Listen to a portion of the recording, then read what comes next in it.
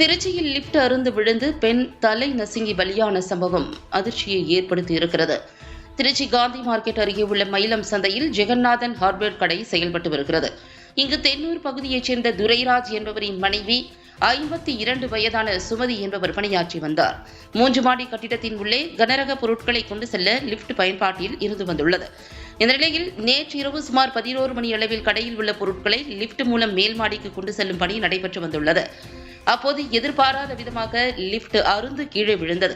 அந்த சமயம் தரை தளத்தில் நின்று கொண்டிருந்த சுமதி மீது லிப்ட் விழுந்ததில் சம்பவ இடத்திலேயே சுமதி தலை நசுங்கி உயிரிழந்தார்.